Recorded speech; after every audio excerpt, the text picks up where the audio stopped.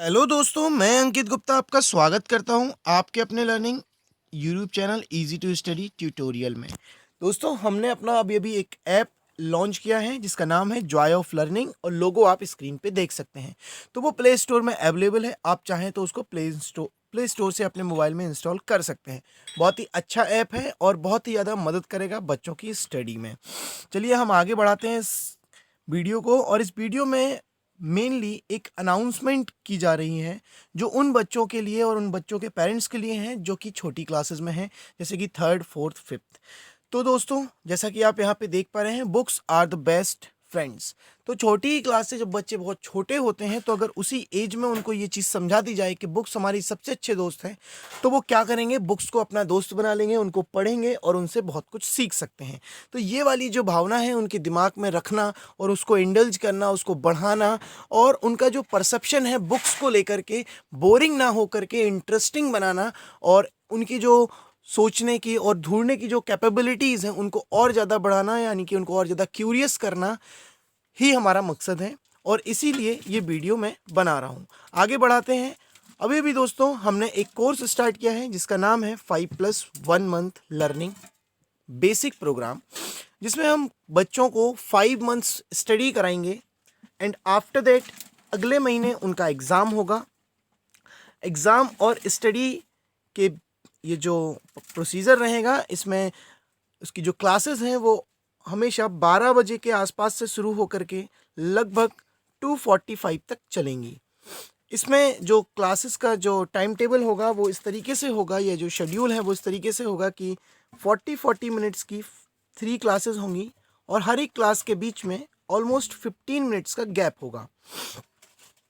First 15 minute के gap में उनको कुछ एक्टिविटी कराई जाएगी, और सेकंड 15 मिनट का जो गैप होगा वो कम्प्लीटली उनके लिए होगा। यहाँ पे 40 मिनट्स की जो क्लासेस होंगी उसकी फर्स्ट क्लासेस में बच्चे आएंगे और उनके होमवर्क चेकिंग और उनसे इंटरेक्शन होगा। नेक्स्ट 40 मिनट में उनके सिलेबस पे ध्यान दिया जाएगा, एंड नेक्स्ट 40 मिनट्स में उन बच्चों के साथ एक्टिविटी की जाएगी, यानी कि टेस्ट भी हो सकता है और एक्टिविटी भी हो सकती है जो जी उन्होंने अभी सीखा है और पढ़ा है। चलिए देखते हैं ये जो पूरा का पूरा कोर्स है, इसके लिए मैंने जो सिलेबस डिसाइड किया है उसकी बुक्स की लिस्ट अपन देख सकते हैं कौन कौन सी बुक्स मैं प्रेफर कर रहा हूँ। तो देखिए, सबसे पहले जो पॉइंट है, all NCERT books from 6 to 10th class, that means science, social science और मैथ्स के जो बुक्स हैं उनके जो बेसिक्स हैं उनसे वो बेसिक्स को उठा करके इन बच्चों को सिखाने का पहला जो हमारा मकसद है, उसके लिए ही अपन ने सारी की सारी एनसीईआरटी बुक्स को प्रेफर किया है। उसके बाद जो नेक्स्ट बुक है वो भी बड़ी इंटरेस्टिंग है, मे भी बहुत सारे लोगों ने नाम सुना नहीं होगा और बहुत सारे लोग इसको जानते होंगे। जो भी इस बुक के बारे में जानते हैं वो जानते होंगे इस बुक की इंपॉर्टेंस क्या है। Word power made easy, written by Norman Lewis. Basically ये बुक तो ग्रेजुएशन के बाद हमारे हाथों में आती है, लेकिन मैं चाहता हूँ कि बच्चों को इस एज में इनके हाथों में ये बुक दे देनी चाहिए, ताकि वो एटाइमोलॉजी का बहुत अच्छे से बेहतर तरीके से कॉन्सेप्ट समझ सकें और अपने आने वाले लाइफ में जो नए नए वर्ड्स वो सीखने वाले हैं उन वर्ड्स को एटाइमोलॉजी के कॉन्सेप्ट से कनेक्ट करें और उनको दिमाग में रख सकें। सेकंड जो बुक है वो एटलस है। एटलस अपने आप में वेल नोन बुक है, उसके बारे में बहुत ज़्यादा कुछ बताने की ज़रूरत नहीं है। मैप बुक है, ज्योग्राफी हिस्ट्री के लिए बहुत ज़्यादा इंपॉर्टेंट है, अंडरस्टैंडिंग बिल्ड करने के लिए बहुत इंपॉर्टेंट है। सेकंड जो चीज़ है वो है speed maths up to 10th class. So दोस्तों, ये जो स्पीड मैथ्स है अप टू 10th क्लास, इसके लिए भी जो है मैंने एक बुक प्रेफर करी है, ट्रिकी मैथमेटिक्स। ये अचीवमेंट पब्लिकेशन की एकमात्र बुक है जो मार्केट में चलती है। बाकी अचीवमेंट पब्लिकेशन बहुत सारी बुक्स निकालता है, but this is good. So maths की बुक प्रेफर की जाती है। इसके अलावा जो एनसीईआरटी होगी और जो आर.डी. शर्मा होंगे, उनके जो फॉर्मूले का अंडरस्टैंडिंग होगा वो सब बच्चों को प्रोवाइड किया जाएगा। फॉर एग्जाम्पल मैं आपको एक दो एग्जाम्पल दे सकता हूँ ताकि आपको बेटर अंडरस्टैंडिंग हो कि ये जो मैं बोल रहा हूँ आपको बेसिक अंडरस्टैंडिंग वो क्या बात है। सपोज करिए कि किसी भी मैथ्स का एक क्वेश्चन आता है किसी भी बच्चे को, तो अब उसको टैकल करने का उसके अभी दिमाग में क्या होता है कि जस्ट वो क्वेश्चन पढ़ता है और वो शुरू हो जाता है सॉल्व करना। लेकिन किसी भी मैथ्स के वर्ड प्रॉब्लम में या कोई भी क्वेश्चन में जो उसके स्टेप्स होते हैं और उसके कंपोनेंट होते हैं वो क्या होता है, लैंग्वेज होता है, उसमें कॉन्सेप्ट होता है और उसमें कैलकुलेशंस होते हैं। सबसे पहले बच्चों को ये मालूम होनी चाहिए कि भाई लैंग्वेज समझेंगे तब जाके हमें ये पता लगेगा कि कौन सा कॉन्सेप्ट उसमें अप्लाई करना है। एंड आफ्टर दैट जब अपन लैंग्वेज को समझ करके कॉन्सेप्ट को आइडेंटिफाई कर लेंगे and after that upon calculation पे जाएंगे। लेकिन आजकल के बच्चे क्या करते हैं, डायरेक्टली कैलकुलेशन करके आंसर निकालना चाहते हैं, बट फ्रेंड्स आंसर डायरेक्टली कभी नहीं निकलता है। सबसे पहले हमें क्वेश्चन की रिक्वायरमेंट को जानना होता है, उस रिक्वायरमेंट के अकॉर्डिंग हमारा प्रोसीजर होना चाहिए। अगर हमने करेक्ट प्रोसीजर अप्लाई किया लेकिन रिक्वायरमेंट को बिना समझे तो भी हमारा आंसर गलत हो सकता है। सो फाइनली ये 3 स्टेप्स होते हैं। इन 3 स्टेप्स में हम बच्चों की लैंग्वेज पे वर्क करेंगे, उनको सारे कॉन्सेप्ट्स के बारे में बताएंगे और ये कॉन्सेप्ट उनके लिए इतने फ्रेंडली कर दिए जाएंगे, इतनी प्रैक्टिस करा के कि वो कोई भी कॉन्सेप्ट को ईजिली पिक कर सकते हैं। और कैलकुलेशन में उनको मास्टर बनाने का मेरा जो उद्देश्य है, जो मेरा टारगेट है, वो भी यहाँ पे बहुत ज़्यादा इम्पॉर्टेंट है। इसके आगे आते हैं अपन, और अपन देख सकते हैं कि साइंस की एनसीईआरटीज़ हैं अप टू 10th क्लास। और यहाँ पे जो साइंस की एनसीईआरटीज़ हैं उसमें आप ये समझ सकते हैं कि लाइक लाइट हो, इलेक्ट्रिसिटी हो, बायो हो, फिजिक्स हो, केमिस्ट्री हो, दैट मीन्स एलिमेंट का अंडरस्टैंडिंग होना चाहिए बच्चों को।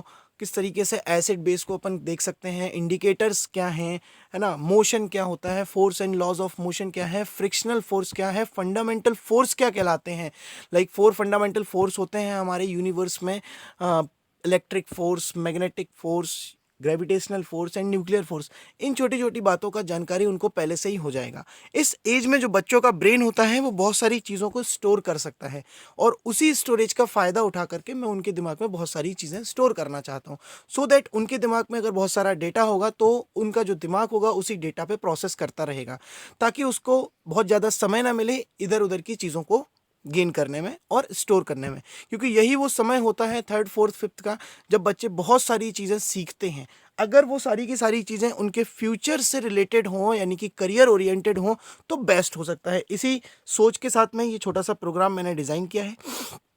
चलिए आगे देखते हैं इस प्रोग्राम में आगे क्या है। हमारे फीचर्स, तो हम क्या प्रोवाइड करेंगे आपके बच्चे को, वो देखने वाली बात है। और ये जो चीज़ें हैं, ये सारे के सारे फीचर्स जो यहाँ पे लिखे हुए हैं, ये बहुत ही ज़्यादा सोच समझकर ऐड किए गए हैं मेरे प्रोग्राम में। So we will cover the whole syllabus, English speaking environment, the most important thing in today's scenario, that we all want to speak English fluently, but because of there is no environment around us, no speaking English speaking around environment around us, so we always struggle with this language. But this is not the big thing, अपन बड़ा easily इस चीज़ को बना सकते हैं। Basic knowledge of Sanskrit and Hindi. Hindi और संस्कृत हमारी मातृभाषा है, और जो संस्कृत है वो एक्चुअल में देखा जाए तो भारत से ही जन्मी एक लैंग्वेज है, जिसको आज के टाइम पे पूरा का पूरा वर्ल्ड इसकी इंपॉर्टेंस जानता है। इवन दोस्तों मैं आपको बता देना चाहता हूँ कि जर्मनी तो संस्कृत का हब है। दैट मीन्स जर्मनी में संस्कृत की जितनी सारी यूनिवर्सिटीज़ हैं उतनी सारी यूनिवर्सिटीज़ तो आई थिंक इंडिया में भी नहीं है।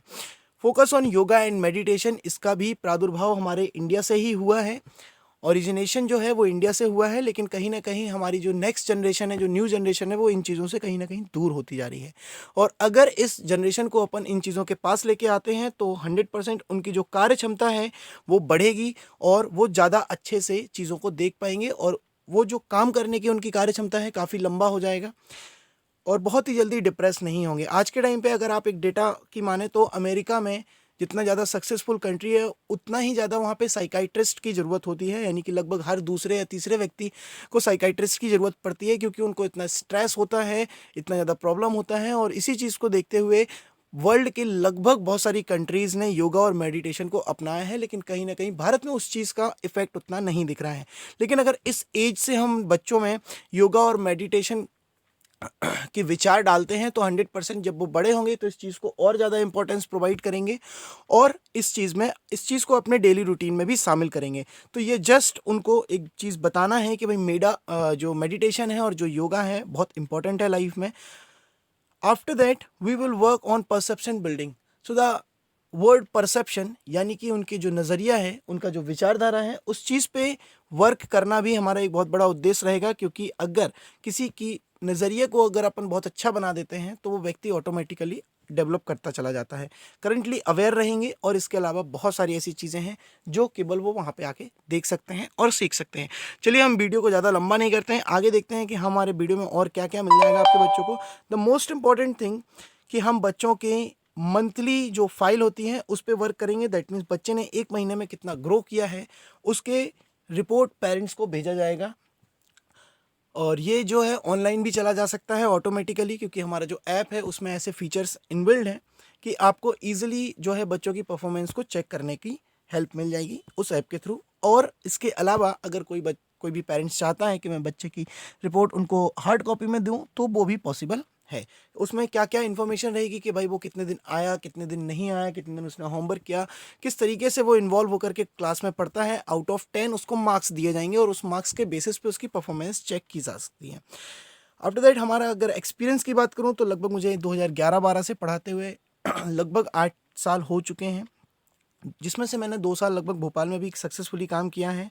और विश्वास मानिए दोस्तों, बड़ा मज़ा आता है इस चीज़ को सीखने में और सिखाने में। चलिए आगे बढ़ते हैं। एक मैसेज जो मैं बच्चों को और पेरेंट्स को सबको देना चाहता हूँ कि the only thing that will stop you from fulfilling your dreams that is you. मतलब दुनिया में ऐसा कोई व्यक्ति नहीं है जो आपके सपनों को पूरा होने से रोक सके, केवल आप ही एक ऐसे व्यक्ति है। क्योंकि सबसे पहले जो कोई भी सपना होता है पहले सोच में बनता है और उसके बाद साकार होता है। अगर सोच में ही कोई सपना दम तोड़ दे तो साकार होने की उम्मीद लगभग ना के बराबर होती है। तो कैसे भी परिस्थितियां हो, कैसी भी चीज़ें हों, आपको अपने सपने के ऊपर वर्क करते रहना चाहिए। आज नहीं तो कल you will be succeed. Next जो चीज़ें हैं, आज के टाइम पे एक छोटी सी बात जरूर करना चाहूँगा कि पेरेंट्स आज के टाइम पे 9th-10th में आने के बाद बड़ा टेंशन लेते हैं बच्चों की फ्यूचर को लेकर के। लेकिन अगर यही कंसर्न वो थोड़ा सा पहले दिखा दें, that means 3rd, 4th, 5th में जब बच्चा अर्ली क्लासेस में होता है, जब वो चीज़ों को सीख रहा होता है, उस समय पर अगर ये कंसर्न दिखाया जाए और उनको बहुत सारी चीज़ें सिखाई जाएँ, उनके साथ में थोड़ा सा टाइम स्पेंड किया जाए, इन्वॉल्वमेंट दिखाया जाए, तो हो सकता है कि बच्चा 9th-10th में इतना कैपेबल हो कि आपको टेंशन करने की ज़रूरत ही ना हो और ना ही आपको फिर बाद में कोटा भेज करके खूब सारा पैसा खर्च करने की ज़रूरत हो। और कोटा भेजने में भी कोई बुराई नहीं है, बट आप देखते होंगे कि हर साल कोटा जितने बच्चे जाते हैं उसका अगर अपन सिलेक्टेड स्टूडेंट से रेशियो निकालें तो वो बहुत ही कम होगा। लगभग 1% बच्चे ही सिलेक्ट हो पाते हैं, बिकॉज सीट्स इतनी ज़्यादा नहीं होती हैं। तो ऐसा कुछ करना कि भाई सारे के सारे बच्चे लगभग एक ही कैपेबिलिटीज़ के हों, एक ही आईक्यू हो, तो उसके लिए उनको जो अर्ली क्लासेस हैं उनको बेस्ट बनाना होगा, उनके लिए एक इन्वायरमेंट प्रोवाइड करना होगा और यही हमारी एक छोटी सी कोशिश है। आपके फीडबैक्स हमेशा वेलकम रहेंगे मेरे पास में। चलिए, ये मेरा कॉन्टैक्ट नंबर है, ये मेरे क्लास का नेम है, Sai easy to study classes. और ये पन्ना में कहाँ पर है, ये जो है शारदा मंदिर के पास में है। मेरा नाम अंकित गुप्ता है, जैसा कि आप पहले जानते हैं, बता चुका हूँ मैं। And this is my contact number, आप मेरे से कॉन्टैक्ट कर सकते हैं। और मैं आपसे रिक्वेस्ट करूँगा कि ये वीडियो शेयर कीजिए, ज़्यादा से ज़्यादा सभी लोग एटलीस्ट एक बार देखें। और सारे के सारे बच्चे और वो पेरेंट्स जिनको वाकई में इनके बच्चे छोटी क्लासेस में, अर्ली क्लासेस में हैं, वो प्लीज़ एक बार मैं रिक्वेस्ट ज़रूर करूँगा कि एक बार मेरे इंस्टीट्यूट में विज़िट करें और देखें कि भाई उसमें मैं क्या क्या चीज़ें प्रोवाइड कर सकता हूँ। तो यहाँ पे ये वीडियो समाप्त होती है। That's all, thank you.